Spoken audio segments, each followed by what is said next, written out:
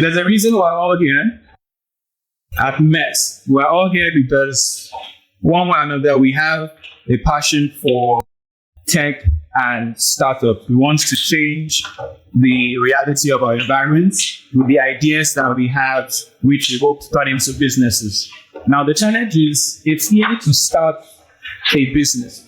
It's easy to have an idea, and it's easy to believe that because you like your idea, every other person in the world will believe it's the next best thing since sliced bread, but it's not true.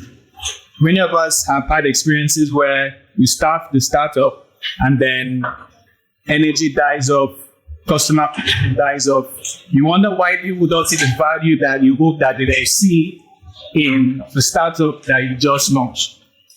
And this got me really excited and intrigued many years ago. Why is it that certain companies, startups, with no resources, but then they go on to become unicorns? What's the strategy? What's the tactic that broke, for instance, Airbnb to go from 0 to 150 million users?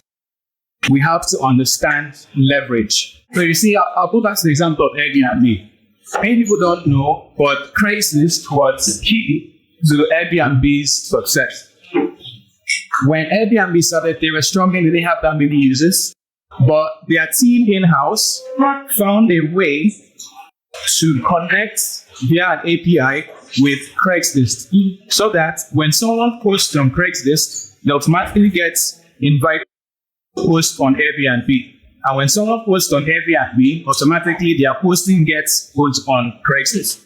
Now, it's important to understand this because Craigslist already had the volume that they were looking for. They had the audience that they were looking for. And so all they did was they found a way to tap into that now achieved. We were all wondering, how do we make our business so viral? I had this idea, how do I get more people to join? How do I get more people to believe in what we believe and to patronize us? The answer is in leverage, right? So how do you use leverage to achieve virality? How do you use leverage to achieve virality? I've listed 4 things. Number 1 is you have to leverage surprise. Things that go viral are things that catch you by surprise. Number 2 is you have to leverage polarity. Polarity is that phenomenon where you take a stand for what you believe, and violently so, such that people who do not believe what you believe are pissed off, and people who believe what you believe are attracted to you. Right? The next thing that helps virality is ego lift.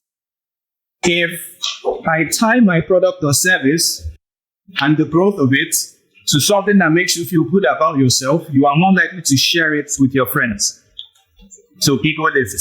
And the last thing I want to talk about is how you can hack the press. How you can hack the press. How would you feel if your tech startup got featured on somewhere like Textron, for instance? It's a big deal. Automatically, you're going to get customers just because we featured on Textron. My question is, how do you get featured on TechCrunch as a startup? If you had 24 hours to get your foot in the door on TechCrunch, what would you do? How many of them do you know?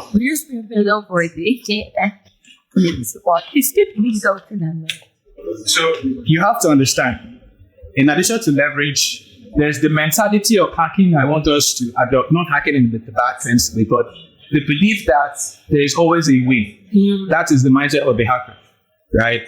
So there are ways that you can hack TechCrunch, right? And it's not like you sit down and write code. The thing about you being passionate about what you're doing, being a good person, having a solid message that people can galvanize around, right? When you have that, belief is contagious. And that now becomes something you can use to advantage. If I'm going to show us something as I round up my talk, this is a list of journalists who write for TechCrunch. We'll go back to each of them. Wow. Right? If you did not have the mentality of a hacker, you would not even believe that it was possible to get all these emails. You see? So obviously I'm going to share this with us so that we can have, but please do not spam them, because like every good marketing tactic, if it is overused, it will lose its effect. But now imagine for a second that you're able to send a message to these journalists. You introduce yourself and you care about what they are doing more than you care about what you want them to do for you. So there's this marketing mechanism that which is give, then ask. A lot of people just come and ask, hey, buy myself. We just launched this, you need that, come and buy it. It doesn't work. But when you give more than you ask, all of a sudden, people are more receptive to your ask. And when you give in a way that highlights what you believe, you attract a fan base in addition to all the results that you're looking for. Right? Now you have people who are willing to spread the message on your behalf. And like we all know, the best form of advertising is word of mouth.